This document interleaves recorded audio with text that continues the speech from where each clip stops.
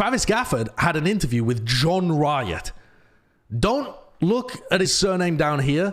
That is a smokescreen. Smoke and mirrors.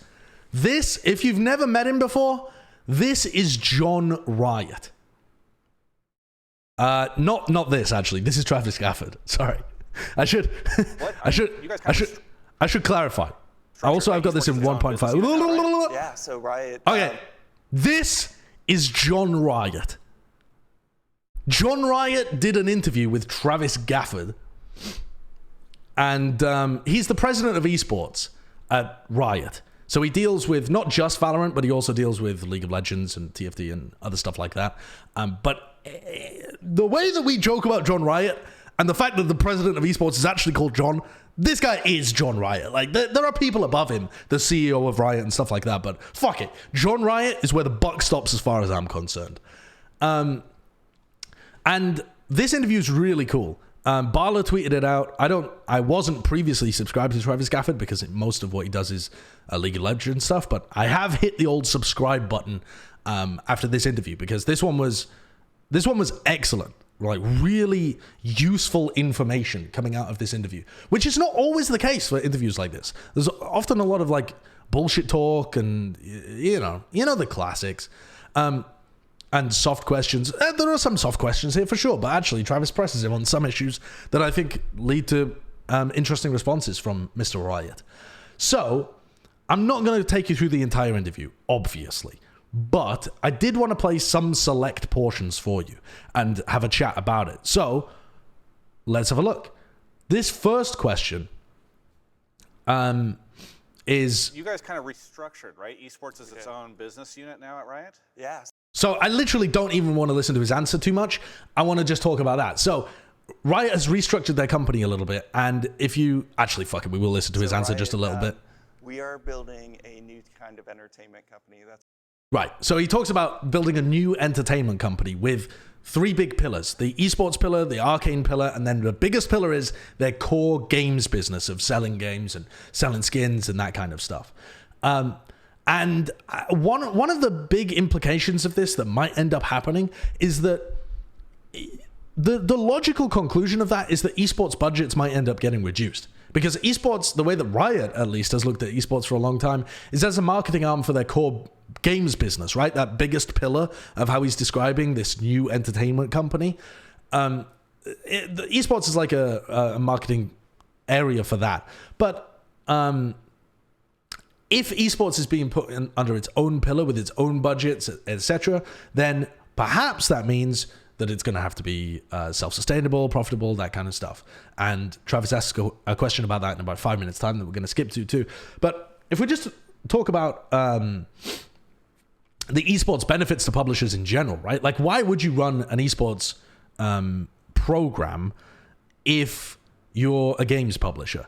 I think people tend to think of it as marketing, but it's not really marketing to new players, is it? It's not like you're expecting little Timmy to stumble over the Valorant stream and they're like, ooh, this looks fun. Oh, this TENS guy looks pretty poggers. I should download Valorant and buy $100 worth of skins. Like, that isn't really how it works, right? You normally have the flow goes the other way, from player to viewer, not from viewer to player very often. I'm sure it does happen occasionally, but it'll be an extremely minimal effect.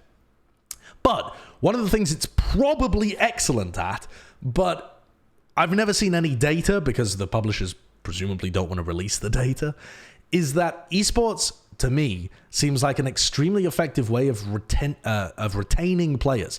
Very good for player retention and player conversion into whales, into people that are going to buy a lot of skins. How many fucking skins have you bought for games where you're not interested in the competitive gaming portion of it versus how many skins have you bought in games where you are invested and you play a lot and stuff like that? I think this is speculation from my point because I don't know any publisher that's actually put out the data, but I would very highly bet that people that ascribe as being fans of the esport are, or just, you know, the competitive, watching the competitive side of the game, I would place a very heavy bet that they are more likely to stay for longer, play for longer, and spend more. I think all of those things are probably correlated with being an esports fan. Other benefits of esports, if you have the ability to do it and really flesh the system out and you think it's going to be very popular, you might be able to sell broadcast rights for a lot of money, and you also might be able to sell sponsorships for a lot of money as well. There is also a huge amount of cost in terms of building up an esports project from the ground up, but some of that cost is going to be put onto teams, some of that cost is going to be put onto third-party tournament organizers, some of whom are going to pay you to run those tournaments because they can then sell against the sponsorships. So there are reasons to have it as a publisher, right? But I think Travis Gafford asks a really important question here at 5 minutes 10 that I want to listen to. I kind of want to listen to most of the answer to this one because it's a fairly short answer. But this one really gets to the heart of it. It's been a long-standing sort of, I don't know, line that people talk about when it comes to esports for Riot specifically, where it's like, oh, these things aren't meant to be their own businesses because they are just meant to have people go buy more skins or something, right? It's just a loss leader essentially for the game. Now that it's its own business unit. And just to pause there for a moment, when he's saying loss leader for the game, what he means is Riot spends money on esports and doesn't make money on esports because they know that esports fans are more likely to buy skins, and people buy the Riot skins or the fucking, what's it even called, the world skins and stuff like that. That's what he means when he says that esports is a loss leader. But does this have to drive profit for the company? Does it have to be a profitable business on its own? Yeah, look, we are a business. We have been building a business over the last 5 years. League of Legends as an esport is a sustainable business for Riot. And really where we're focusing now is how do we make it a sustainable business for the teams? Because the teams are still suffering. League of Legends, it's a very expensive esport for most of our teams. And so our ideal state from a business perspective is we get to break even. We get all the benefits of esports for free, essentially, at Riot. All the profits above and beyond that, we want to push out into the ecosystem, mostly to our teams. And we've done that over the past couple of years. We have agreements with the teams on revenue share and how we work, and we have distributed more than that over the past 2 years because we're trying to right-size the team side of the business. Yeah. Okay, so I want to pause it there because I think that that's a fantastic answer there. Because the answer sounds like bollocks, except that they have been doing it, right? The answer sounds like, no, don't worry, we won't take an extra penny. We're not going to make a profit on this. We just want to break even, and I swear to you, we will give all the rest of the money to the teams. It sounds like utter horseshit, except that they have been paying out the partnership agreements in League of Legends, and that they've deliberately set up their structure in Valorant to pay stipends to the teams. So this isn't just posturing at this point. It's what they're actually doing, which is so interesting. Another really crucial component of his answer there, if you think all the way back to the beginning of the answer, he said that League of Legends as an esport is sustainable for Riot currently. So they are not losing money on League of Legends as an esport. Or, if you want to be the most cynical possible, maybe they are losing money, but they're perfectly happy with it and they consider that sustainable. But the way that I would read into his answer as saying it's sustainable is that it's at least a break-even product, which is really interesting. But crucially, the teams are not breaking even. The teams are operating at massive losses and all relying on angel investment and VC money, that kind of thing, because they're hoping to turn a profit in the future. And stuff like what he's saying is the path to that system. There is no mention of Valorant in all of this. I'm sure that Valorant, because it's still in its growth phase, rather than you really want to spend on well, actually, I don't know whether you do, but anyway, that's kind of getting beside the point. Valorant's in a growth phase where you really want to be spending on it so that you're increasing the size of it so that you can get the money in later on. So I doubt that Valorant esports is, break even at the moment for Riot. Maybe it is. He has no mention of it right now. And so Riot's goal, like he said, is to enjoy all of the benefits like player retention and converting players into cash cows, stuff like that, via their esports model, the broadcast rights, the sponsorship deals, that kind of stuff, and then give the extra profits to the teams to help make sure that the entire system actually survives. Because without the teams, Riot aren't able to run an esports system. They aren't able to pay all of the salaries as well. The player salaries are extremely high. They don't want to run the entire system where Riot literally pays everybody and they all pay to play, and it's like fucking, it works a lot better if the teams are seeing returns and want to continue participating. Later on in this as well, he says in the interview that Riot are building out their staff currently. The question from Travis Gafford was about how bad the ticketing was for League of Legends. And he said, yeah, we've been doing a really bad job with that at the moment, but we're building out our staff currently at Riot with live sports professionals to help with stuff like ticketing, basic sports marketing, making sure our website, informs you who won a game, why it matters, what that means for the next game, that kind of stuff. Things that games companies do not usually do well, the kind of things that they need to learn, and instead of learning them, they're bringing in professionals from other places. Here's another really interesting part of this interview at the 23-minute mark, where he talks about the report that Valorant is going to be taking the weekend slot, and LCS is going to be pushed to weekdays for 2023. So, ways with our audience, it might actually, it is not a death knell at all. So he's talking about it's not bad that LCS is moving to weekdays. To see it. And then the other thing we're trying to eliminate is, now that we have multiple sports going, we were surprised experimenting with Valorant at how much crossover there was in viewership. And in a lot of ways, and a great example of this, I think, is M2 for Valorant last year ran at the same time as the LEC Summer Finals. And when you saw Fnatic play in Valorant, you saw a bump in viewership, and the LEC Finals went down, and then it went the other way when Fnatic was playing in the LEC. So we see a lot more crossover in viewership that we didn't expect between Valorant and League, and we're trying not to cannibalize ourselves and give our fans ways to enjoy both sports. that to me is wild, because while I expected there to be some level of crossover, I didn't think that it would be palpable in the numbers, like you can actually watch it live. That to me is extremely surprising, that you can see, for big organizations at least, the flip-flop in terms of viewership to a significant enough degree that you can live monitor it, right? And the fact that there's a lot of crossover viewership from League of Legends to Valorant is great for pushing Valorant forwards, but it is not great in the sense that they are now kind of competing products, right? Like he said, they don't want to cannibalize their own viewership. Ideally, when you create two completely different esports like this, well, you know, if you think about the esports that Riot is working on, they have League of Legends, a MOBA. They have TFT, which is a, what do you even call those? Auto battler or something? I don't know what you call them. Whatever TFT is. Attack FPS in Valorant, and then they're working on a fighting game as well. These are very, very different genres.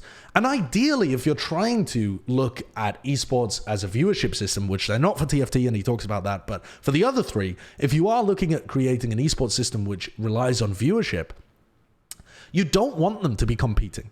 And you don't expect them to be competing, because they're massively different genres that should appeal to different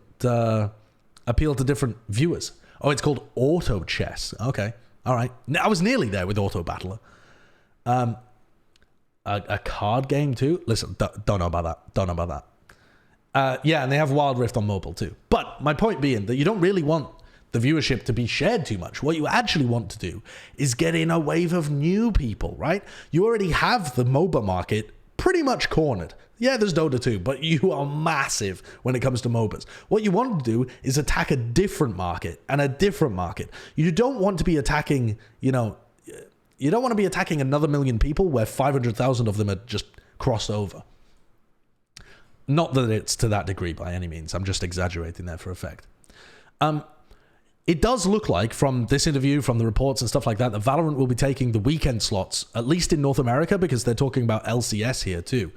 And I feel like there is a real world where the two games are competing in each of the regional markets. That is, in North America, in Europe, and in Asia generally. I suppose outside of China, actually, where the game is not released, but Asia apart from China. I do see a world where it's there is a potential where the two games are competing for budget and resources from Riot. And it's Riot's job right now to try and segment the calendar so that they're not overstressed with resources. And then the only thing they have to worry about is budget too. But Riot are not an infinite company, right? They don't have infinite resources, infinite staff, infinite money. John Riot here in this interview talks about, we have not made a compromise moving LCS to weekdays. But I find it extremely unlikely that LCS would be better on weekdays and Valorant would be better on weekends, and they've just figured this out as they both need to compete with each other. That to me is just too convenient. Someone is taking the compromise there, at least to some degree, and it's hard to know who, because we aren't privy to the data. And like he says, there are a lot of products that are better on weekdays, like Monday Night Football, Thursday night something or other. I don't fucking know. I don't watch US sports on a weekday. Who the fuck does that? But for their esports audience, it's going to be a big difference moving viewing patterns around like that. So yeah, it's difficult to know. And there might be a time where Valorant becomes prioritized in certain regions.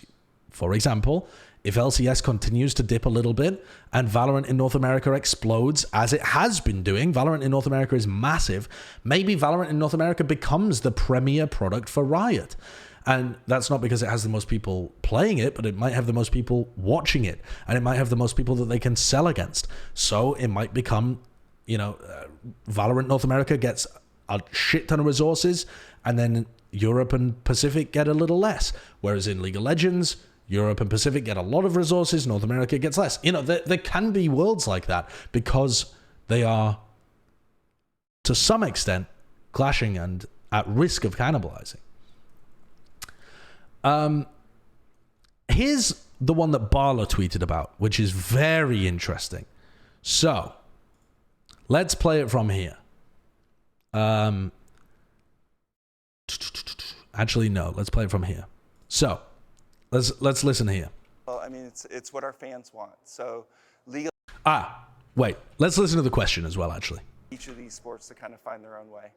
Why do you feel that they need to be different, right? Because at the end of the day, even if the games themselves are different, they're still team matches made by Riot Games. You would think in some sense that they would not need to be so distinct from each other. Yeah, well, I mean, it's what our fans want. So League of Legends, we know over half of our fans watch because they want to get better at League of Legends. Isn't that interesting?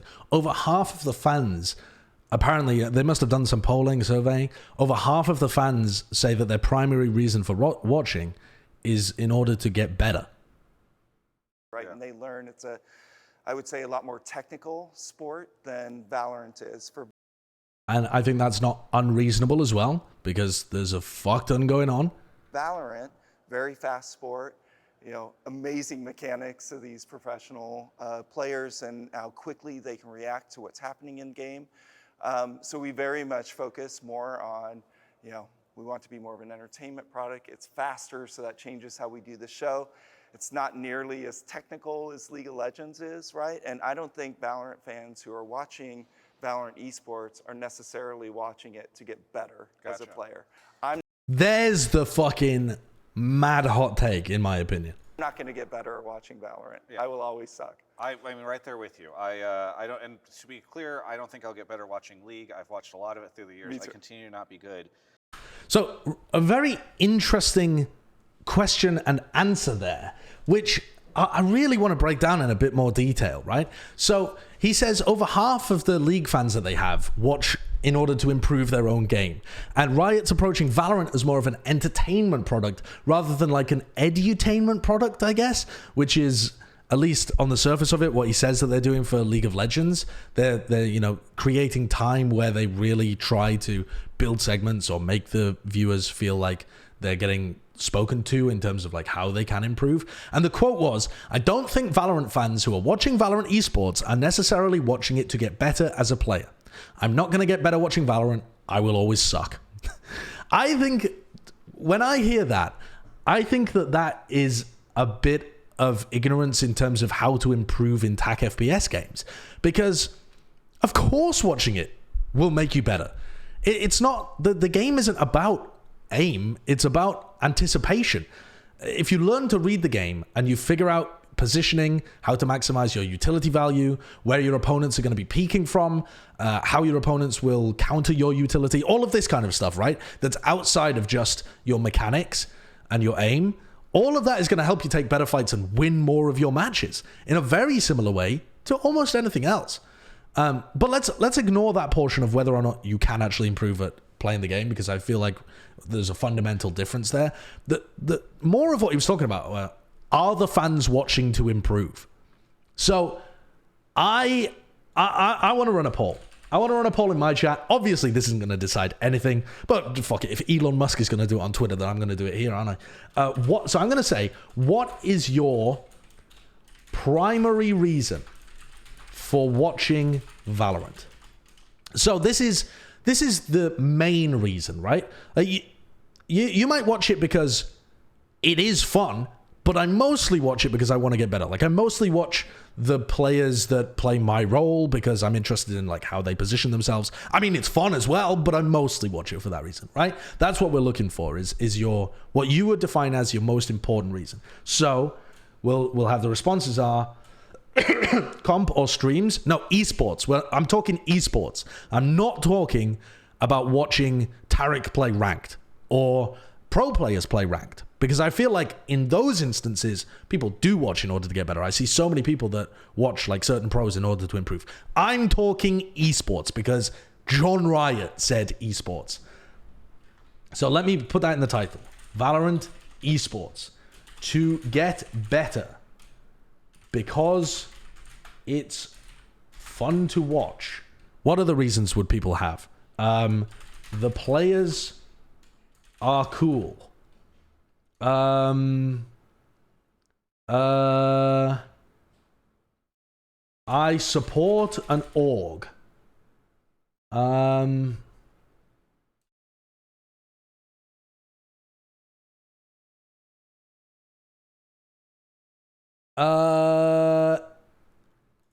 Storylines. Okay, all right. This is going to be a very short poll. Just a bit of nonsense as a brief respite as we tackle the rest of this video. What is your primary reason for watching Valorant esports? And remember that over 50%, I think that's fucking wild that over 50% of League of Legends players, League of Legends viewers, say that they do it in order to get better. That to me is bonkers, because if you sent out a poll that had multiple reasons, getting over half of them saying one of the reasons is wild. So let's have a look.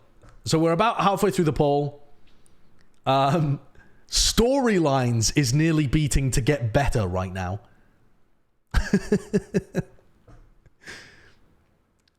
Watching live will not make you better. VOD reviewing will do, but you skip every death segment when VOD reviewing. Yeah, but I don't think the death segments help you get better, particularly. I think watching the game is what helps you get better. But I disagree with that. I think watching live. Mr. Riot didn't say primary reason. Maybe it's just one reason. True. I mean, we didn't see the poll, so... Yeah. That is true. That is true.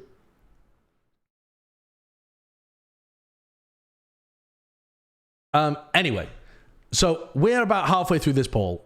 We're over halfway through this poll. And so I've asked my viewers, what's your primary reason for watching Valorant esports? 80% of you have said because it's fun to watch. 8% of you have said to get better. Maybe that would have been different if we'd allowed multiple votes as well. Maybe the poll that they ran did allow multiple votes. Who the fuck knows? But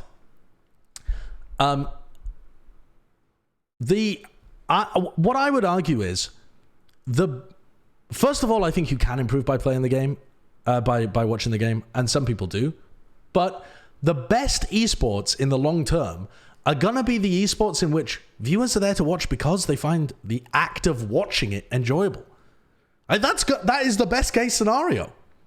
The best case scenario is that the viewers are there to watch because watching it is fun, not because they have an ulterior motive that they're there to grind or whatever. I watch Counter-Strike, I watch Rocket League, I watch Smash, I sometimes watch Overwatch because I find the games enjoyable, right? I enjoy watching them. I am not trying to get better at any of those games. I do watch Valorant and pick up things to improve on, but that's kind of a passive secondary concern in the back of my head, or not even secondary. It's like fucking the 5th level down of why I'm watching Valorant, right? Because I also have my job too. But if you think specifically about CSGO as the most similar viewing experience, the game is easy for most people to understand who've had experience with FPS games. You shoot the opponents, you win the round. There is also a bomb, but I mean, mostly you just shoot the opponents to win. The format which Valorant has borrowed has moments of tension, shifts of pace, demonstrations of skill that are that are precise as well, right? And you can tell that they're precise, and that means that it's easy to grasp the demonstration of skill compared to a skill shot in League of Legends or whatever, where you really have to know what the ability does and what the effect is and how it works. It has an easy score that shows you who's ahead and who's behind at any point, which is not the case for example, Overwatch, when you watch a payload map or whatever. It's good to watch. Valorant is just a good esport to watch, and there's nothing wrong with esports being watched because they're an excellent visual product too. But I think one of the reasons that people sometimes tie themselves in knots about questions like this and viewer thoughts like this too is that there are potential knock-on effects from thinking too heavily from this frame of thought, that John Riot's frame of thought. Right? If you build things as an entertainment product first and a helping people improve at the game product second, which is obviously what Valorant is at the moment and is clearly their guiding light moving forward as well, there are going to be some major differences between this and League of Legends, right? Less time for analysis on the broadcast.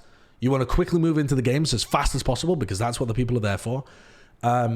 You want to be, even when you do analysis, you want to be less focused on the detailed analysis, especially if it doesn't contain a story or a wowing moment. And what I mean by that is if someone pulls off a sick utility combo or a really smart rotate, or they get the read on someone in a clutch, and it's a really smart play that could teach the viewer, that showcases how smart the player is, that kind of stuff. If it failed, if it was a great util combo but there was no one to get caught by it, or if they had a really big set strategy but the other for like an exec, but the other team was playing retake anyway, and so they just wasted all of their util. You know, things like that are not important to focus on because you're not actually trying to inform the viewer. You're just trying to wow the viewer. And some of those rounds or moments might tell a story, but if there's a good decision made, but it ends badly, those moments are not going to get prioritized a lot of the time because the arc of good thing happening and getting rewarded being easy for viewers to understand is not going to be there. I'm not saying all of these are bad, by the way. I'm just saying these are some potential knock-on effects of thinking through this frame of vision.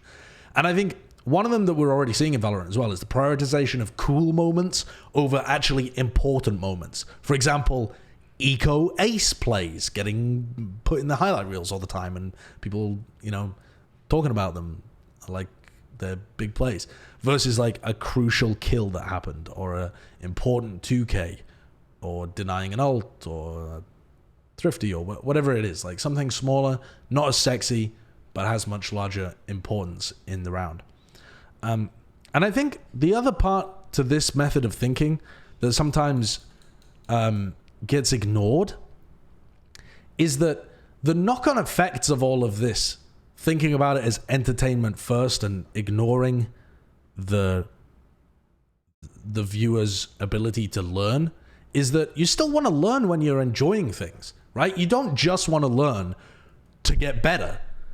I enjoy learning about basketball strategy, not because I'm planning to go pro in basketball, but because it gives me a deeper appreciation for what I'm watching, for what the pros are doing, and for why they're doing it, and the decisions they're making.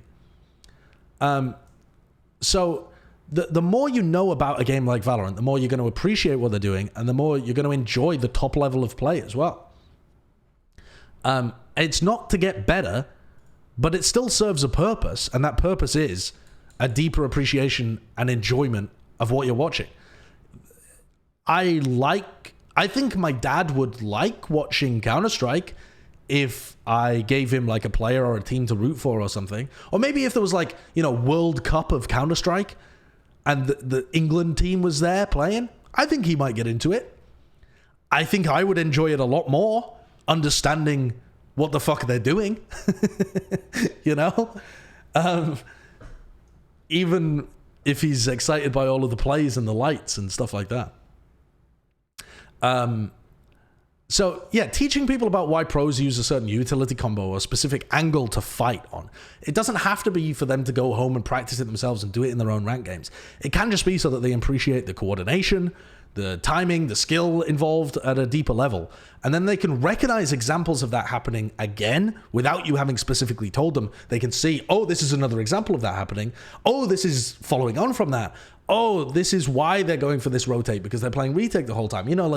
All of this helps people appreciate it further.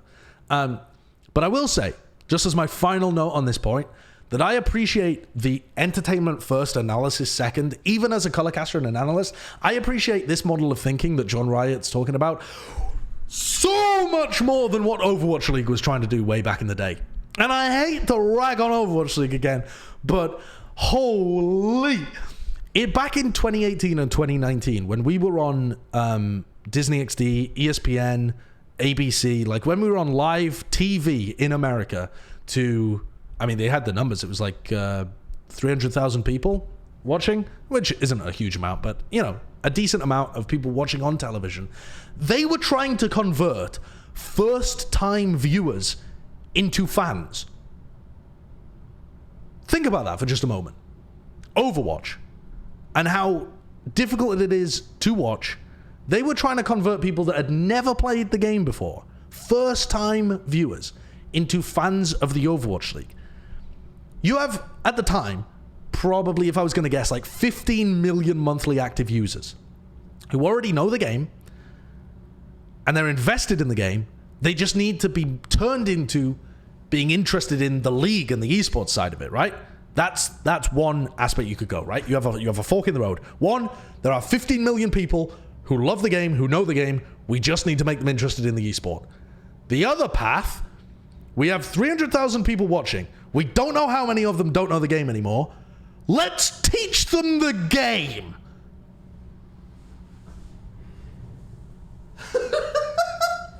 I mean, it's like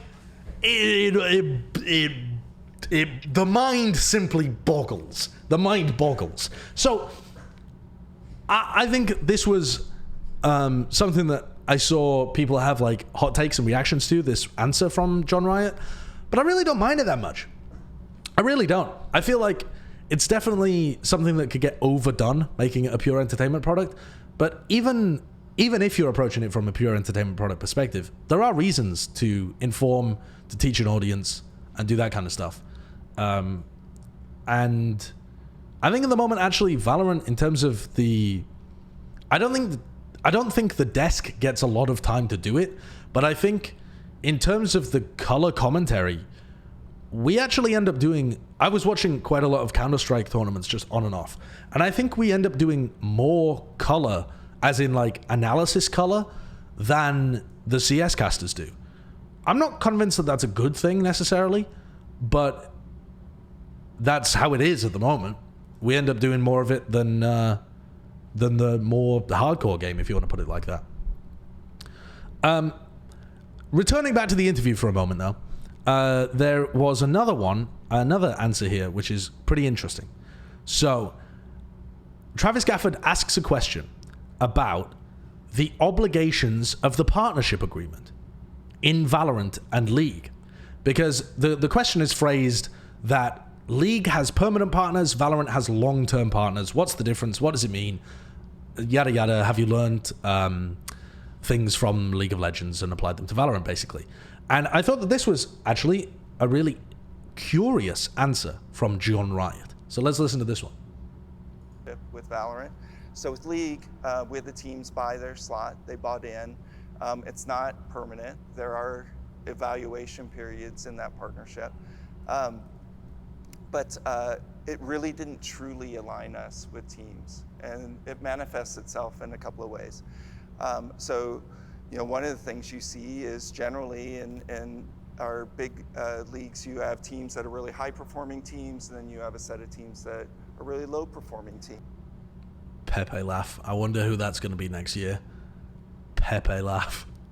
And they're not really investing in their roster, or they're not really investing much back in the sport, right? I don't think that's a healthy way to set up a sport. So with Valorant, it's not that the slots are free, that we gave the slots away. The teams are actually obligated to do a certain minimum amount of marketing every month to give us marketing materials every month that we can put on air to support their team and their stars. They're required to develop talent as part of the partnership. They're required to go out and get sponsors and do things. These are all good things for the ecosystem. So as long as they're doing those things, they're investing in their team, they're investing in the marketing of their team, they're giving us content we can use on broadcast, they will keep their slot. If they stop doing those things, we'll have an evaluation about whether we want to keep in partnership with them. But the reality is, Riot doesn't need the capital from the teams. We would rather the teams take the capital in Valorant and invest it back in the sport and invest it back in our shows and our events in a way that's just really healthy in building the sport. So that's the way that we took all the learnings out of the partnership system for League of Legends and applied it to Valorant. And I'm super proud of it. I'm excited for next year. I think it. So I like this comment, actually. John Riot said, "We fucked it for League, so now the Valorant system is good." Yep. So hidden within that answer are some really interesting things, right? So they've clearly learned a lot from their League of Legends system. And I think, obviously, you would have learned a lot if you'd looked at Overwatch League as well. There are teams that do a lot, that spend a lot, that really try to win, because that's their business model, is that they want to sell sponsors against being a winning organization. They're going to get more fans that way, that kind of stuff. And there's teams that just don't give a fuck, that are going to tank even though they don't get draft picks. But what he said for Valorant was, the partnership agreement in Valorant, and remember that while the rules have been released, the TPA, the team partnership agreement, has not been released, at least as far as I'm aware. So the teams must do a certain amount of marketing. That makes sense. That's a good thing to have in the agreement. They must give Riot certain marketing materials that they use to promote their star players and that kind of stuff. That's really cool as well. That means that the broadcast is going to be full of actual things that help you connect to the players in ways that when we worked on the Overwatch League, we never had that kind of stuff because the teams were never bothered to create it themselves, and the league was either not geographically in place to do it in 2020 and onwards, or didn't have the budget, or didn't want to do it effectively, or didn't have the people to do it effectively in 2018 and 2019. So that's really sick. The later ones, though, are interesting. John Riot says that the Valorant teams must develop talent. They're required to develop talent. I don't know what that means. He might be referring to the 6th player on the roster. He might be referring to all of the organizations required to be having game changers teams. They, I think, scrapped the academy idea, so I don't think it's referring to an academy team. EG with their 20-player roster. Geniuses. They knew it was happening all along. So I'm intrigued what he meant by that. I assume that he's referring to game changers, because there was a report a long time ago about the organizations that made it into partnerships being required to have an academy and a game changers team, but the academy team can't happen. At least I don't see a world where it can happen, because first of all, I think it's already been discredited in a further report, but if you had academy teams and they won Ascension, they would have to be sold, and you just go back to ground zero. So it just doesn't make sense with the way that Ascension works. So I think he might be referring to game changers, but I don't think anything's been announced about that. I think that's more domestic talent where they don't want people doing import stacks. Maybe, but he said they're required to develop talent. He didn't. They had a long discussion about imports earlier on in the conversation. I feel like you're right. It could be a possibility. Definitely could be a possibility. But I'm just intrigued anyway by that. Now, he says something else, which is they must get sponsors and do things. That is a direct quote. Healthy way to set up a sport. Big leagues you have. Wait, where is it? To give us ours, they're required to develop talent. Okay, here it is. They're required to go out and get sponsors and do things. These are They're required to go out and get sponsors and do things. I think what he might be alluding to there is that they might be required to run events themselves. This is me completely reading between the lines based on the absurdly vague do things.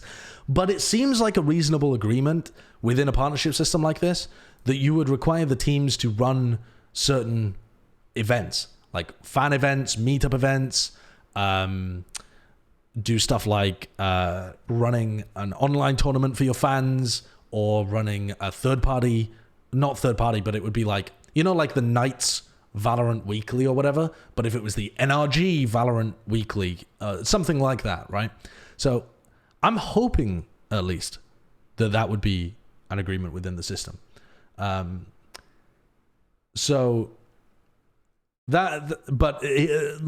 is very much me reading between, frankly, non-existent lines there, because John Riot used the incredibly eloquent do things.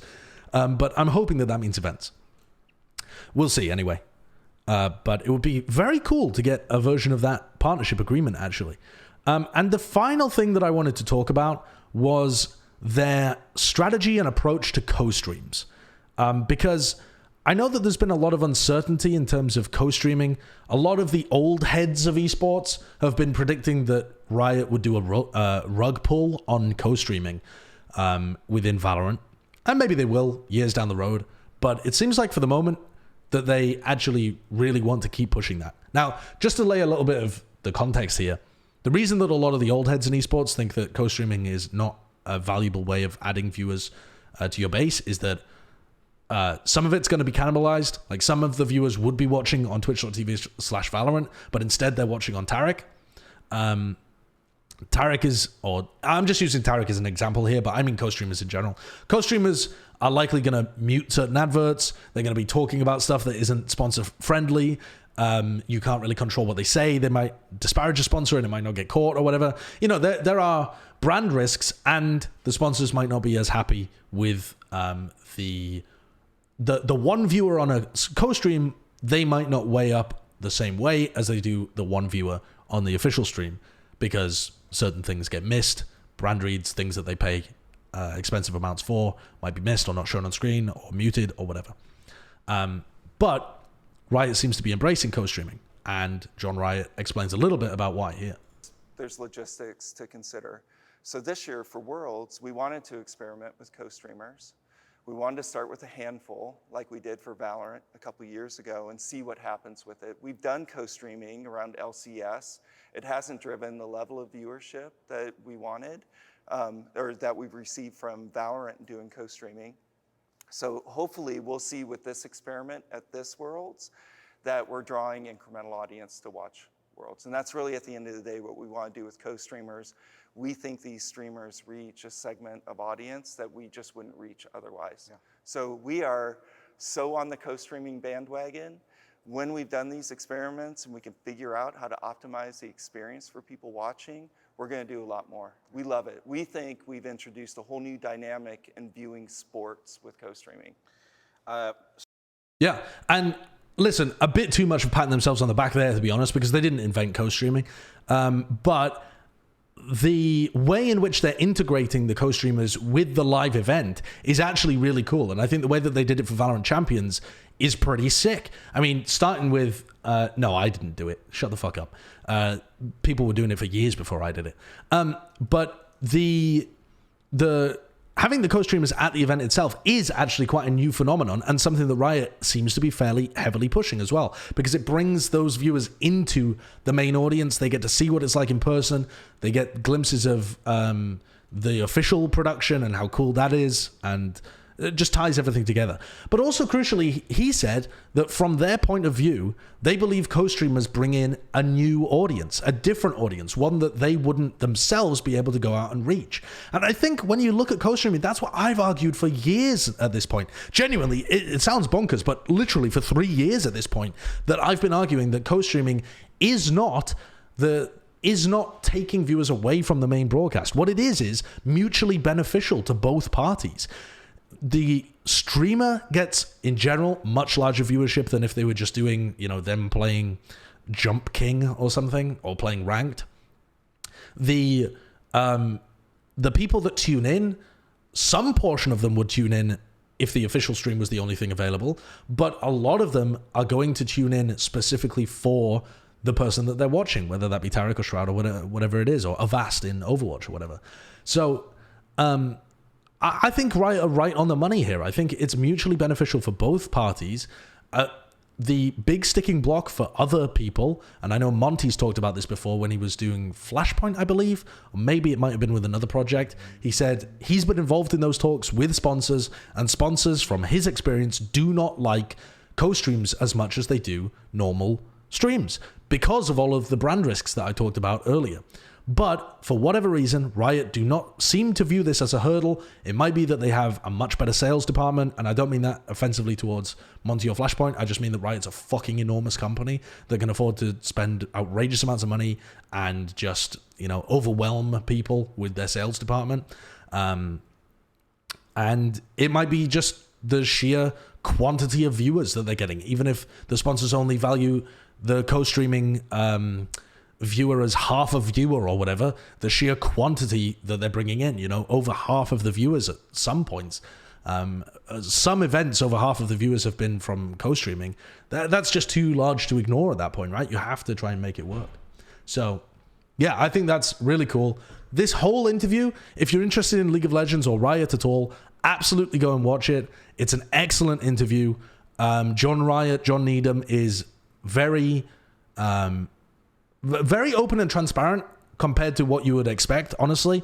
Obviously there's some political speech in there, company speech, but very small amount compared to what I've seen from panels in the past and what you'd expect from top level executives.